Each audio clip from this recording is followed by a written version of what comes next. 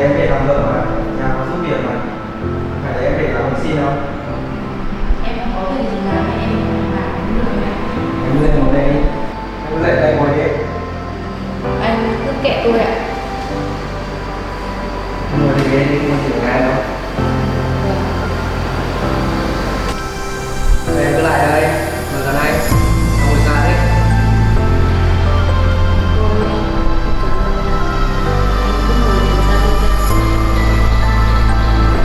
Không sao đâu, có gì đâu mà em phải ngại. Trước sau thì nhìn thấy có sao. Đây, cứ lại đây, đi. Anh tránh xa tôi ra. Dạ. Anh đừng động vào tôi. Sau thì đi vào nhà của em. Anh tránh xa tôi ra. Cô còn làm cao à? Trước sau thì cô cũng tùm tôi thôi. Hôm qua anh đã hứa rồi. Tôi chưa làm được chính thức của anh, nên là anh đừng động vào người tôi. Em tin vào lời hứa à? Đó ấy, chỉ là lời hứa suông thôi. Một khi ấy, tôi mà đã thích ai ấy, thì tôi sẽ phải làm cho bằng được.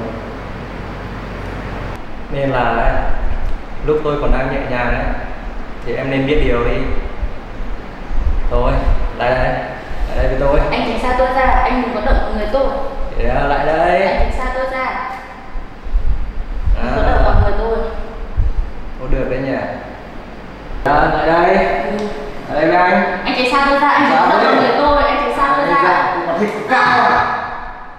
Tao nói cho mày biết nhá, mày ấy chỉ là gán nợ để trả nợ thay anh trai mày thôi, chứ mày đừng có làm cao với tao. Khôn hồn đấy thì biết điều vào. Mày sống cho cẩn thận vào, không cẩn thận tao khử mày luôn đấy. Tao chưa gán bố con thằng nào đâu. Mày cút đi xuống bếp về được không tao? Biết.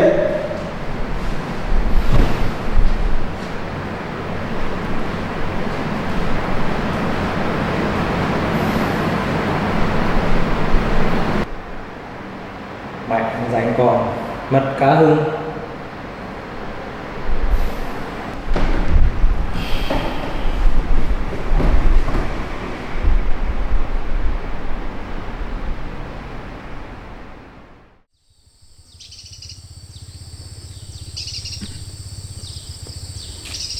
Không biết này mình đến gặp cua ở nhà không nữa. Trước mình đã không gặp cua thế rồi.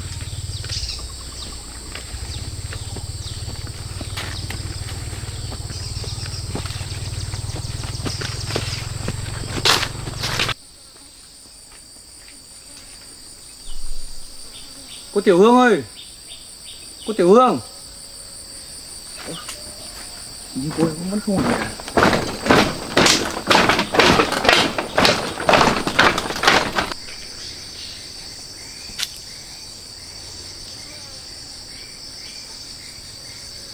Cô Tiểu Hương ơi! Ô, cô ấy đi đâu rồi nhỉ? Hôm qua hôm trước mình mua mình để đây. Nay vẫn còn ở đây. Cô ấy có thể đi đâu được nhỉ?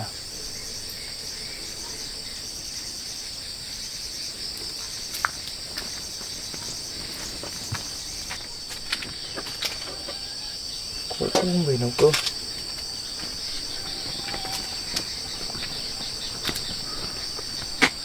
Chắc là cô ấy đã trở về với mẹ của cô ấy rồi, nên là cô ấy không còn sống ở đây nữa. Thôi, chắc mình về nhà mình thôi.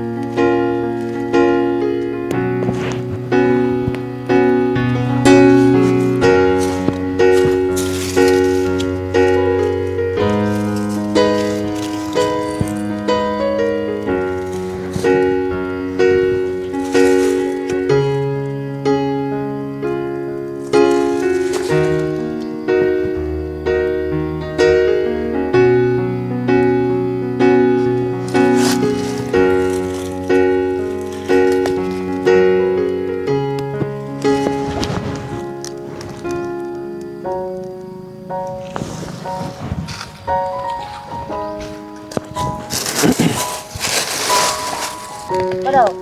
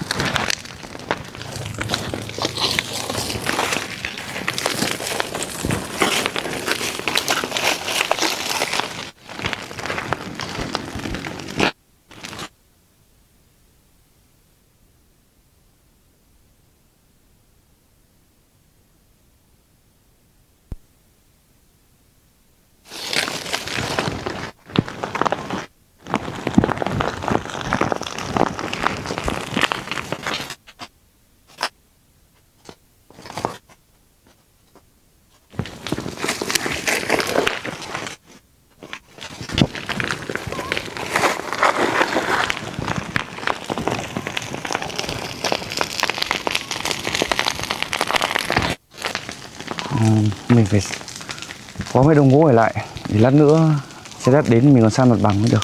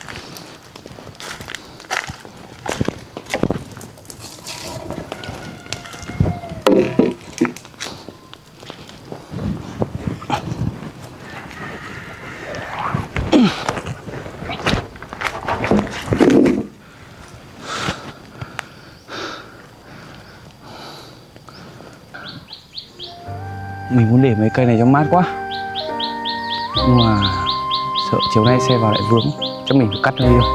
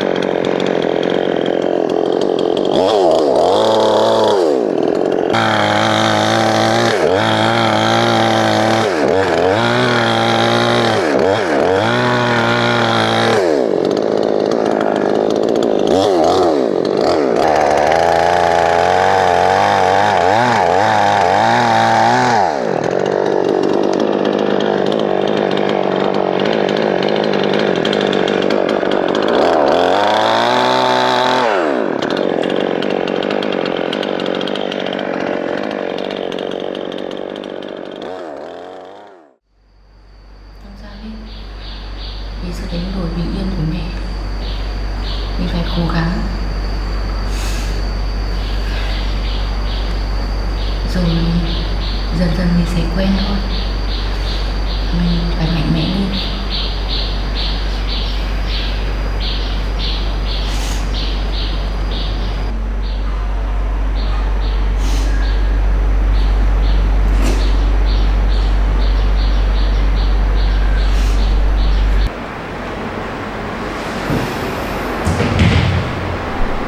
Chẳng lẽ mình đã mất qua 500 triệu phải nghĩ mọi cách để thu phục cái con máy này nữa.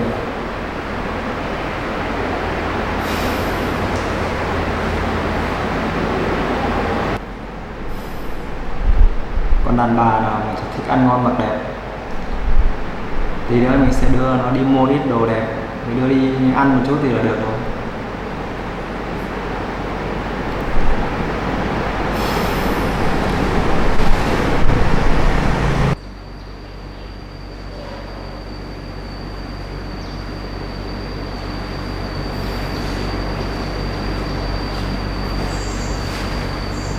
Anh xin lỗi nhá, nãy anh hơi mạnh tay, em có làm sao không?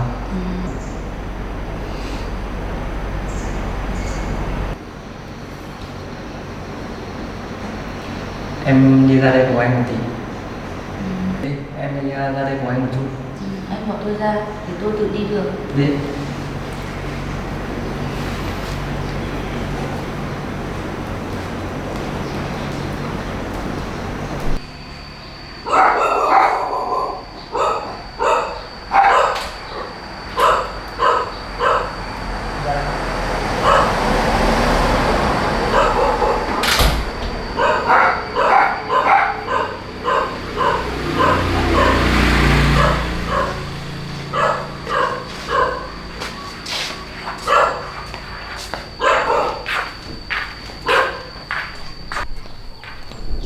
Đi, anh mua cho em cái bộ quần áo.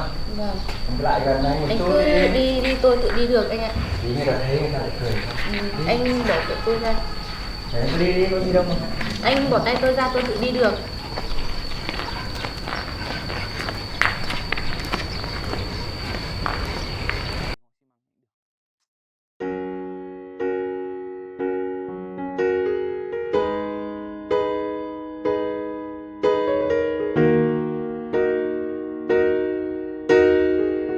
Xe chở đất đến rồi.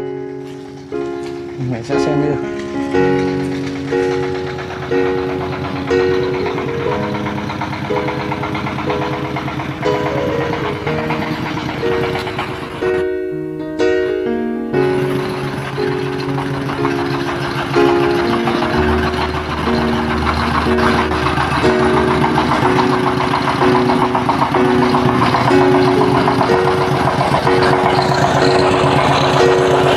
Anh lùi đi, xong anh đổ vào trong này cho em ấy. Đổ sát ra kia để đổ ra.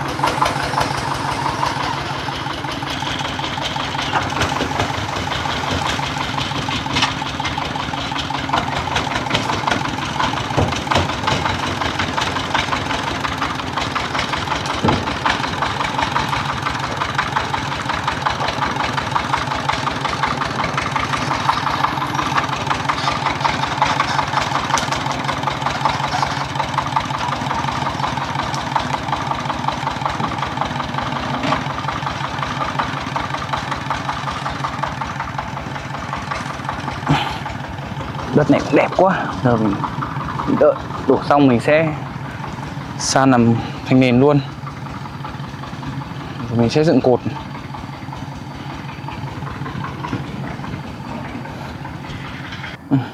Này chắc phải thiếu 4-5 xe nữa mới đủ được. Chỗ này của mình cũng hết nhiều đất phết. Rồi họ chở xong mình sẽ san và làm nền luôn.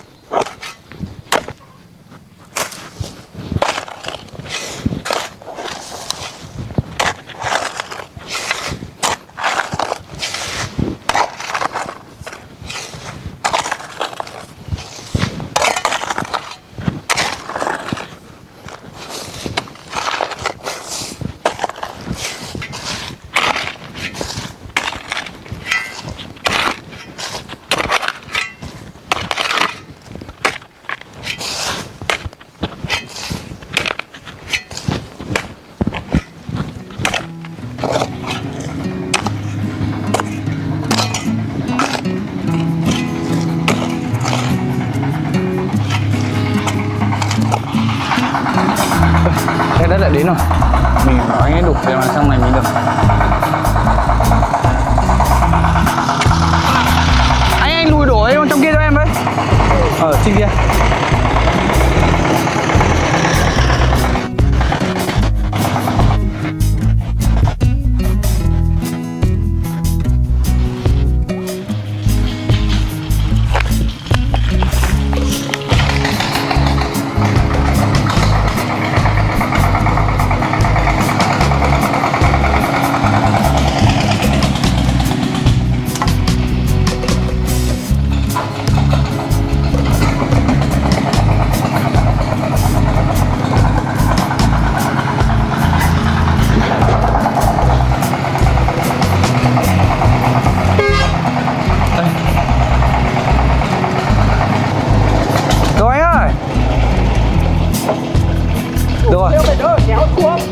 Đấy đổ lên sát.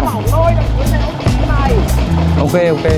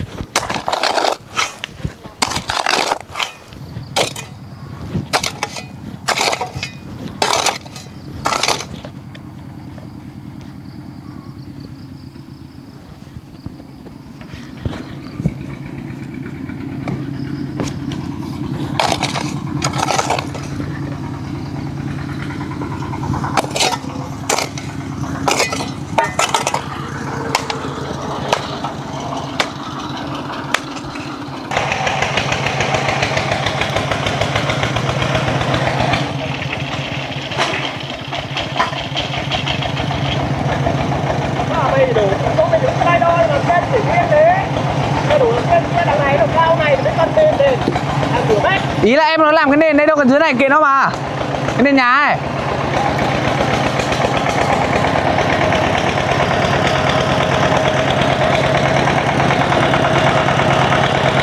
Ôi, ok. Ok. Trên đây.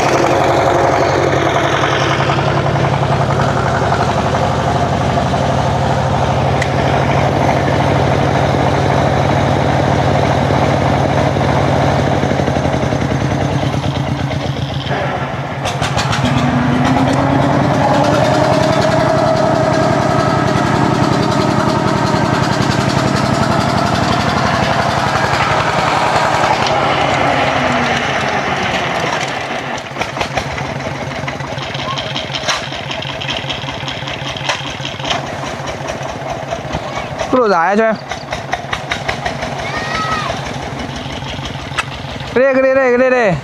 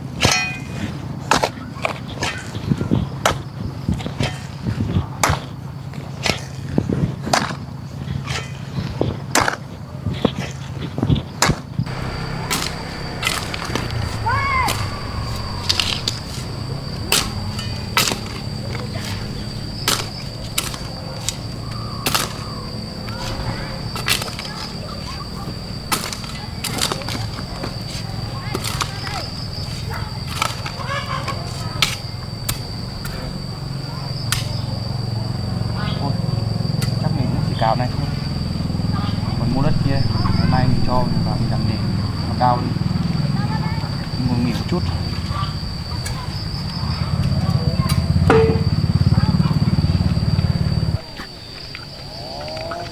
Nên nhà của mình như này chắc cũng tạm ổn rồi. Và chắc giờ mình đi về nhà bác lấy gùi. Mình đi thu hoạch thôi.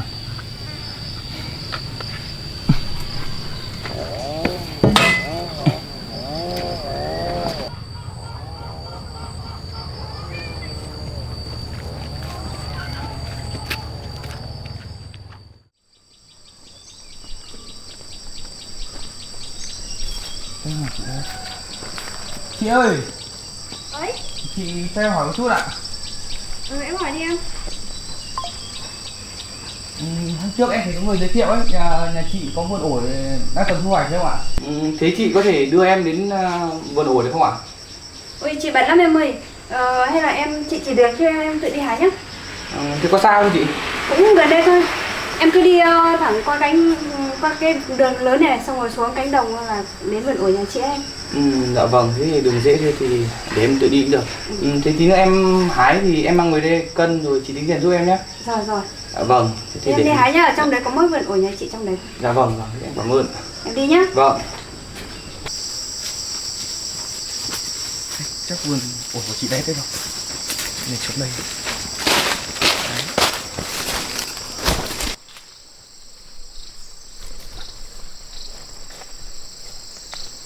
Ui, vườn nhà này chắc ngon đấy, người ta mua rất là nhiều, nhiều quả quá.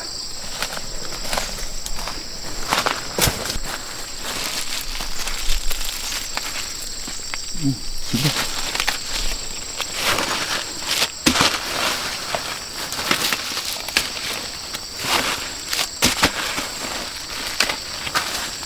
Nhiều quá.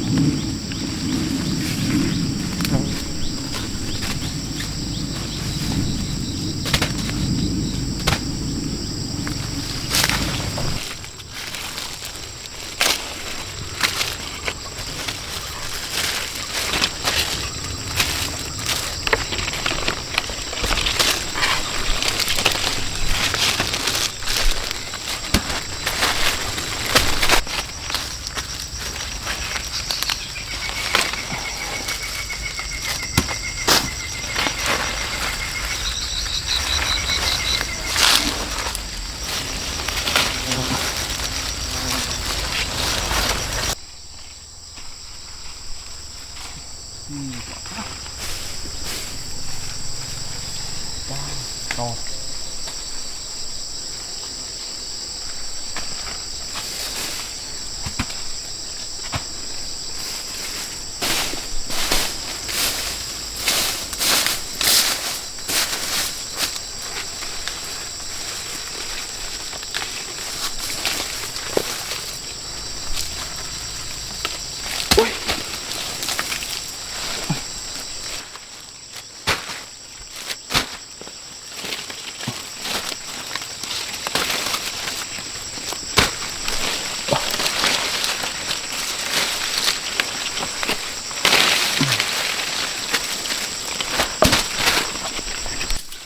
Con này có to.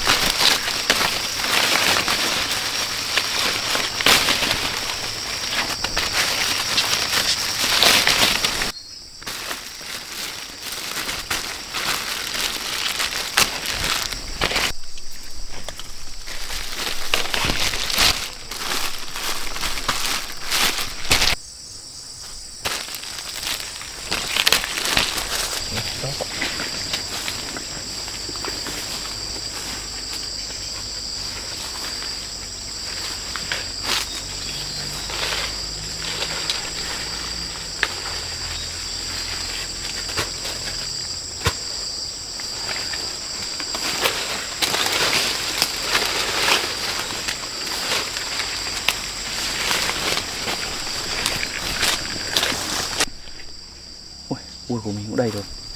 Chắc mình ra đằng kia mình ngồi, mình bóc vỏ ra mới được.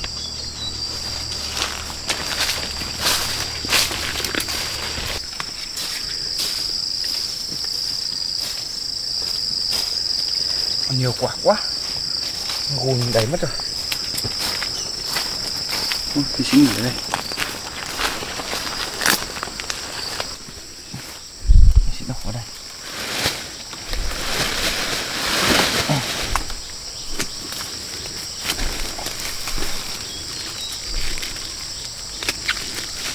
Thì vào gùi cho nó đỡ xước.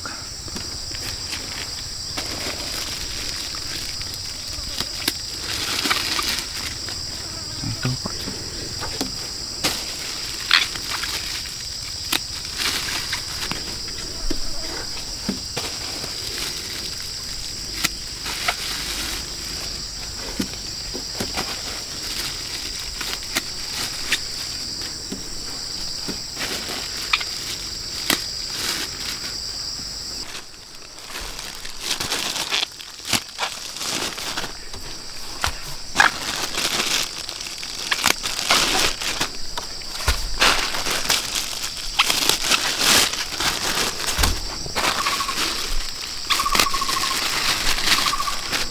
Mình sẽ bóc thử một quả ăn xem có ngon không. Chín vàng quá.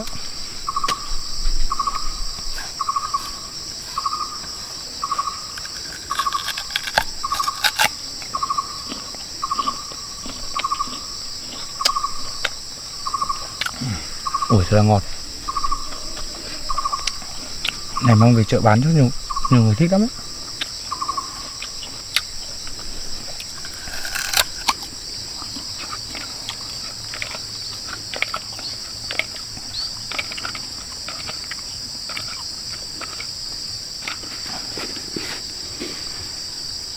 Nhưng mình có cái linh cảm chẳng lành cô Tiểu Hương, hình như cô ấy có chuyện gì xảy ra với cô ấy rồi sao ấy. Chắc hôm nay mình đi thu hoạch về mình bán xong mình sẽ mang đi đổi cho cô ấy. Xem cô ấy có ở nhà hay không. Thôi mình sẽ nhanh mình về.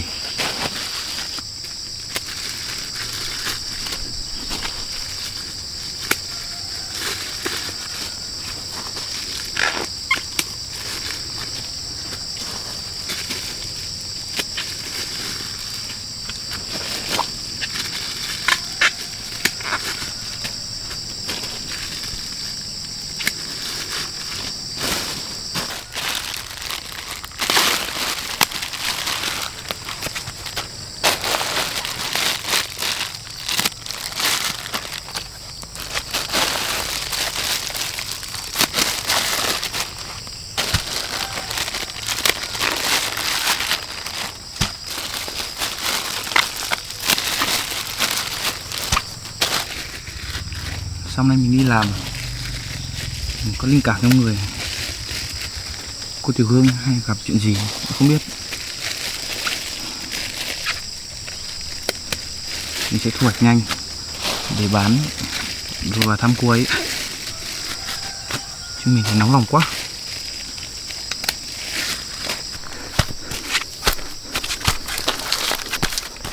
Mình đầy rồi mình về thôi.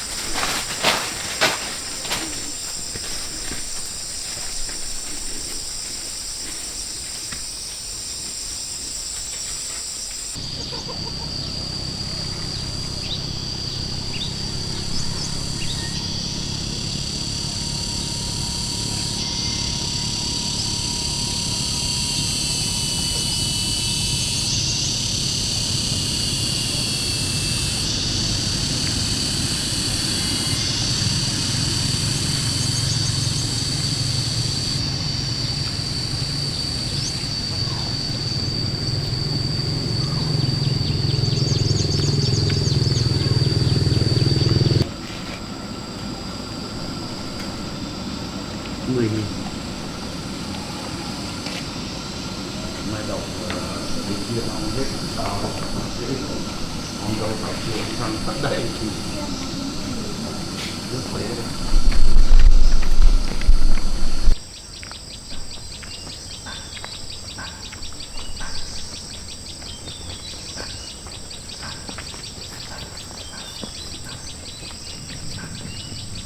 Đó. Chị ơi. Ơi chị đây. Em đặt ổi về rồi, chị cân giúp em với ạ. Em đặt lên cân à? Vâng.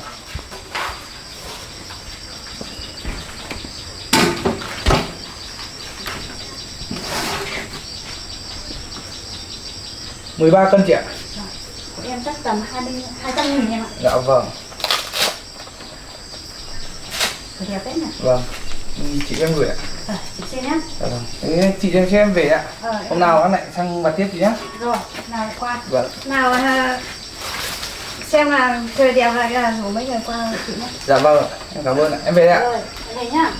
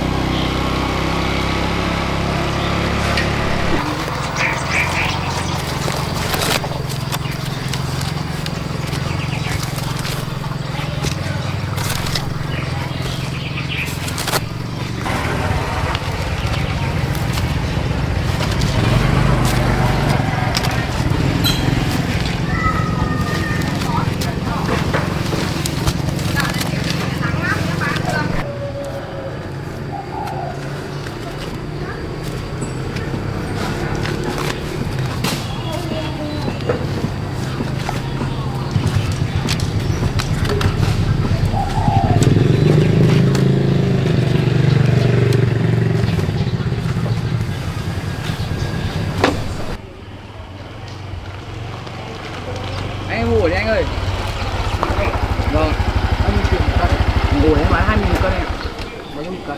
Vâng. Anh đến chọn cho hay là vâng.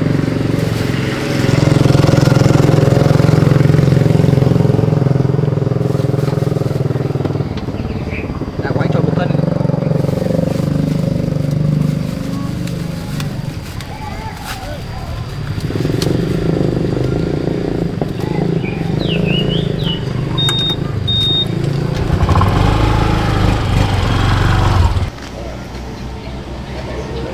Em bán rồi à? Dạ vâng, cái mồi đi ạ. Ngon không em? Ủa, ngon chị ạ. Em vừa hái sáng nay ạ.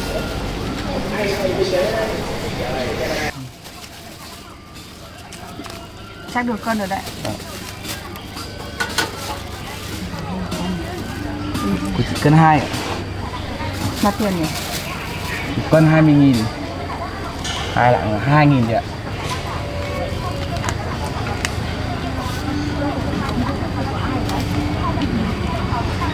Cà phê.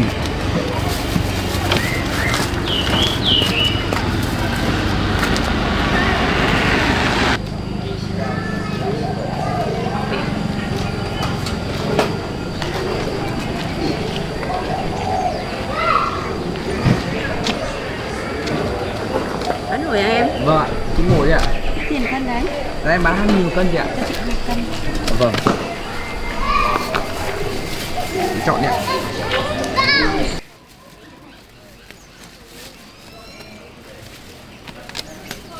Chị thích đấy nhỉ? Vâng. Ổ này em vừa vặt sáng nay chị ạ. 6.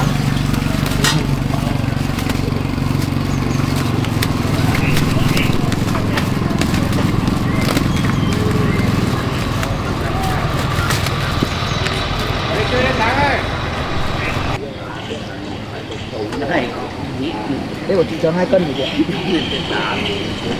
Vâng, xin. Dạ vâng.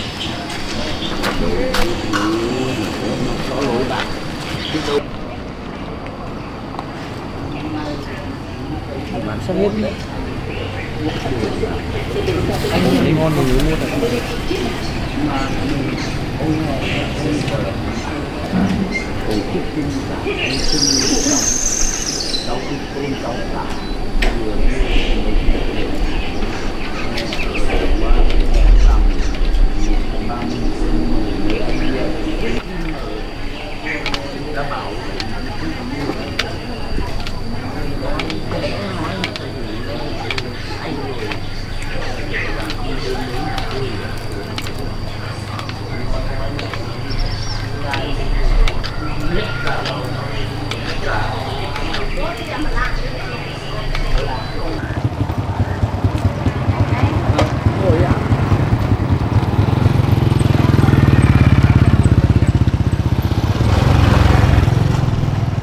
Chọn đi ạ.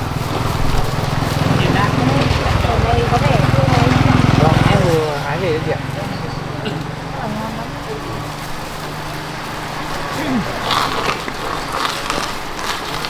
Này đắt có 1 cân gì nữa.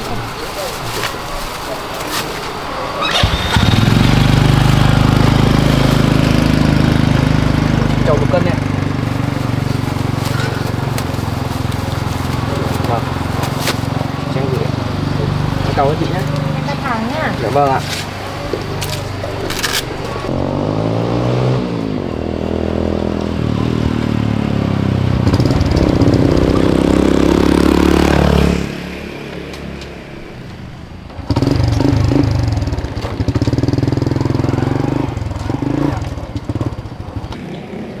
Ủa chị ơi.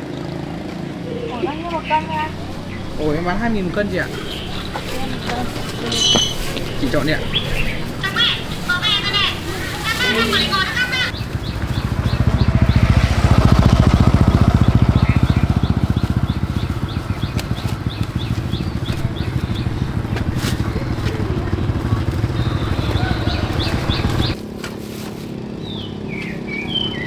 Chị cân 1. Thôi em tính 1 cân của chị 20.000 thôi ạ. Em xin ạ. Cảm ơn chị nhé. Chị về.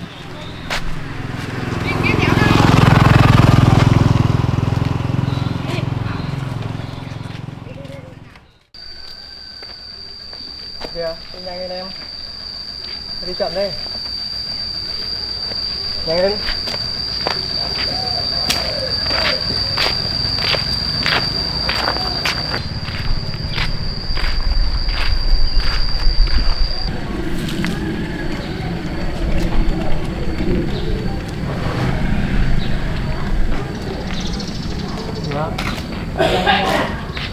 Chậm đi. Lên, đi chậm đi, ta cười cho. Bỏ tôi ra. Đi. Tôi ra. Nào nhỉ, đi đây. Tôi ra. Nhanh lên. Đi. Đi, nhanh Bỏ lên. tôi ra. Tôi tự đi được, anh bỏ Ở tôi chỗ ra. đông người, bao nhiêu người Anh mà bỏ định tôi là ra. ta xấu hổ à? Anh bỏ tôi ra. À. Mẹ con danh con này mày định là tao xấu hổ ở đây đấy à? Dựa chỗ bao nhiêu người như thế này. Đi. Anh bỏ tôi ra. Tôi tự đi Đi. được. Anh bỏ tôi ra. Chị ơi, chị mua giúp em ạ. Rồi bán ra đấy. Em bán 2.000 một cân. Mấy quả chị lấy hết giúp em đấy.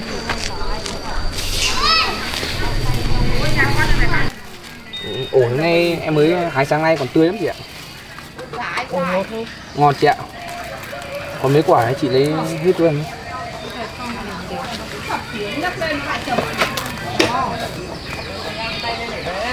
Sáng nay em mới tận vườn em vặt. Có sao? Ôi, chắc không hết rồi em cho vào túi. Nó là 20 với đây xem là thành 2.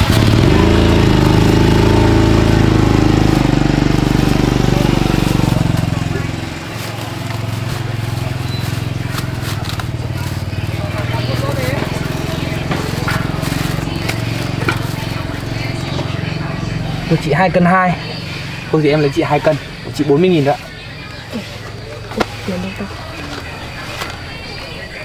Em xin ạ. Chị về nhé. Cảm ơn chị.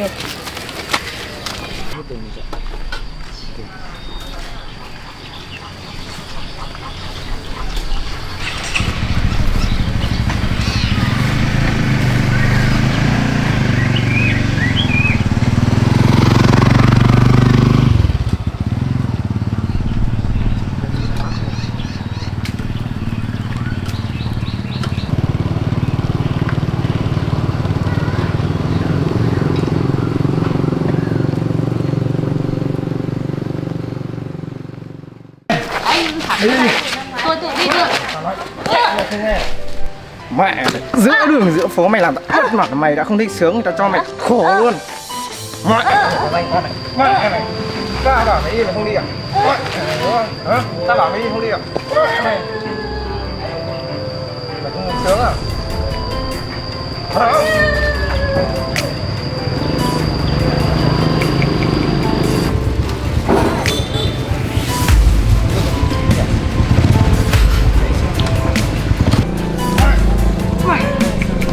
Anh kia. Anh làm gì đấy? Mày ai đây? Anh gì à? Mày làm thằng chó nào mà động vào gia đình người ta đấy? Chú ngày ban mặt cho anh nó làm Không phải biết mà mày biết. Anh nhận ra đi. Đây là vợ tao, là gia đình của tao, không liên quan đến mày. Cút. Tôi không còn biết chuyện gia đình của anh. Nhưng mà giữa ban ngày ban mặt anh đánh phụ nữ này là sai rồi. Ơ, cô Tiểu Hương à? Tại sao cô lại đi nông nỗi này được? Dạ, anh trai của tôi là gắn nợ tôi cho có xã hội đen này. Anh trai của cô ta nợ tiền tôi và đã lấy cô ta để gán nợ cho tôi, số tiền là 500 triệu. Nếu mày muốn đưa cô ta đi ấy, chỉ có 500 triệu đưa cho tao. Còn không ấy, để người lại, rồi mày biến đi chỗ khác. Cô Tiểu Hương, có phải anh trai cô đã gắn 500 triệu sang cho anh ấy không? Đúng như vậy ạ. Thôi được rồi. Tôi sẽ ra trả lại cho cô ấy. Nhưng mà không ăn anh với tôi thời hạn. Anh cho tôi thời hạn khoảng 1 tuần. Tôi sẽ trả hết tiền cho anh. Mày có đủ khả năng để trả không? Anh yên tâm đi, bố mẹ tôi rất giàu. Nhưng mà bố mẹ tôi không sống ở đây. Bố mẹ tôi sinh sống ở thành phố. Bây giờ anh phải cho tôi thời gian để tôi về nói chuyện với bố mẹ. Tôi sẽ lấy tiền trả lại cho anh. Thế bây giờ ấy, mày lấy cái gì ra để tao tin mày? Thôi được rồi, bây giờ như này. Tôi không có ít tiền ở đây. Anh cầm tạm. Tôi hứa với anh. Trong vòng 1 tuần anh sẽ trả tiền cho anh. Đây tôi chỉ còn 10 triệu ở đây thôi. Anh cầm tạm và cho tôi thời hạn 1 tuần thì tôi sẽ trả lại anh số tiền còn lại. Nhưng mà anh để cho tôi mang cô gái đi.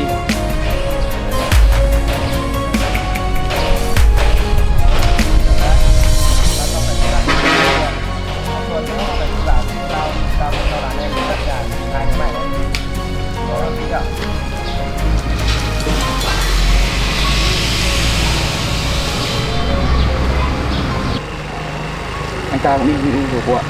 Cô có làm sao không? Không sao ạ. Nhưng mà với số tiền lớn như vậy, tại sao anh lại đồng ý giả cho tôi? Anh lấy đâu ra tiền vậy? Thôi cô cứ yên tâm đi. Trước mắt mình cứ về nhà đã. Còn số tiền đó thì để tôi lo. Tôi sẽ về để xin bố mẹ. Thì tôi không chắc là tôi sẽ xin được số tiền lớn cho nó được. Nhưng mà mình được bao nhiêu thì mình tính sau của. Vậy tôi cảm ơn anh trước nhá. Nếu sau này tôi đi làm có tiền tôi trả anh sau ạ. Thôi không phải nói nữa. Thôi ta đi.